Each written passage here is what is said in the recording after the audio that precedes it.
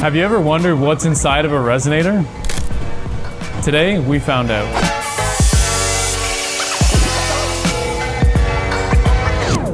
We are going to find out what makes the ultra quiet Resonator from Vibrant Performance ultra quiet. While maintaining performance, you can see right through it, but then when you hold this thing, she's heavy, she's thick. When you slap it, it's not empty. So we're gonna find out what's inside of here by cutting an L shape. We're basically gonna see both this way through it, and then we're gonna get a good cross-sectional view this way as well. Basically, if I had this in CAD, I just took a big bite out of it, and that's what we're doing, but with the water jet, using 50,000 PSI to cut through this 5 inches tall, ultra quiet Resonator. If you want the part number for this thing, I'm gonna have to put it in the description because it's not on this box. But you can see all the new branding from Vibrant. Designed for the drive, built for the grind, where craftsmanship meets speed. And the cool part about this, all of these letters are actually the shape and size and dimensions of their tubing and piping for all their exhaust. So basically, a buddy of mine built a lot of these letters, and he used some of their pie cuts, some of their UJs, some of their 90s, and that's what all these letters are made of, actual exhaust tubing. B-Man is just getting set up with the parameters on this. What are expectations? Like, we're gonna see a lot of baffling in the form of metal mesh style, I believe. I'm happy to be totally wrong. I don't run no mufflers, no resonators. The really shocking part, which you can get a clip of it, if you can't, we have it in the shop. In order to drift in Europe, and specifically in Ireland, we needed to have mufflers on our Corvette. Well, we couldn't get them quiet enough, so we did a dual, and then we did a muffler on each side of the dual, titanium. I couldn't believe how quiet it was. I have a couple clips from running in Ireland.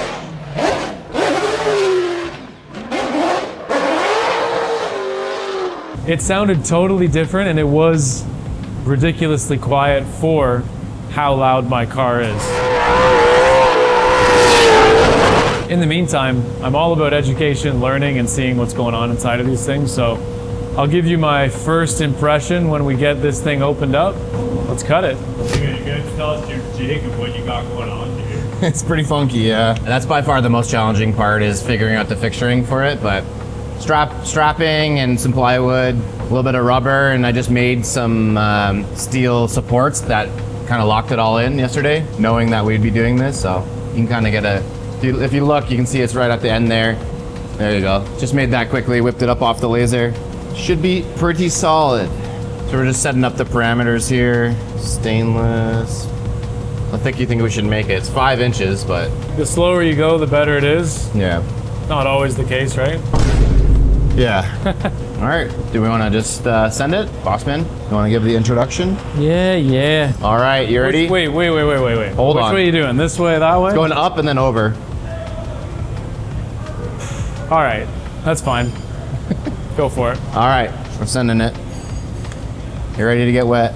I am giving you the chance to win an all expenses paid trip to my manufacturing facility. And the way to enter has to do with this shirt that I'm wearing. Buying this shirt is a statement that you make, build, and design. That's the reason why you would buy this, but it also gets you an entry to win where you are gonna shadow me and learn everything there is to know about manufacturing and making your own products. And we'll bring you to the racetrack and let you drive one of our drift cars. How close is the tip?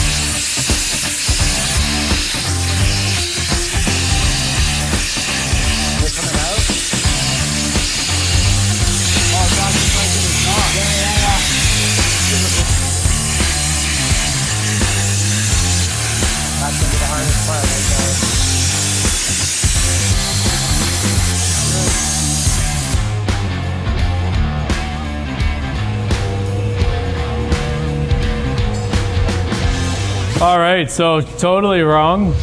All right, we're making some observations based on what we're seeing on this ultra quiet resonator. Now, what makes it ultra quiet? I'm assuming quieter than everything else, but the question is why.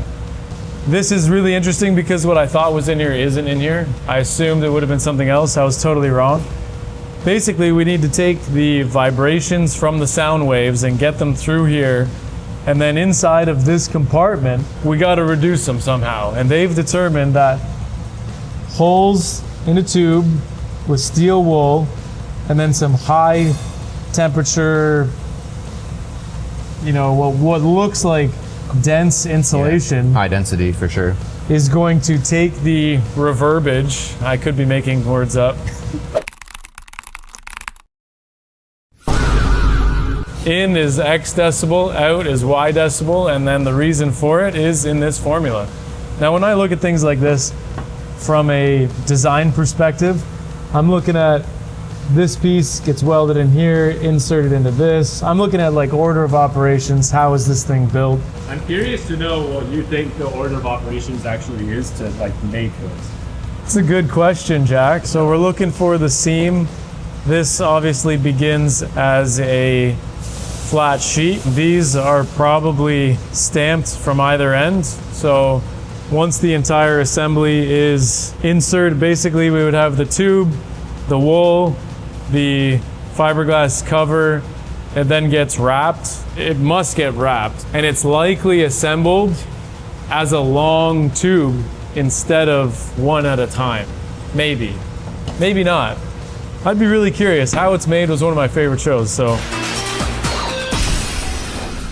Yeah, my guess is that they would make the one end with the casing, put it all in, and then put the other end on top. There's a crimp machine that's going to come down and roll these corners. Yeah. Basically like a pop can, but this isn't round. So a pop can spins in a circle while a tool rolls the flange between the two layers, because a pop can is also multiple layers, much like this one. Yeah, we could be way off. Who knows? I mean, there might be a muffler on how it's made.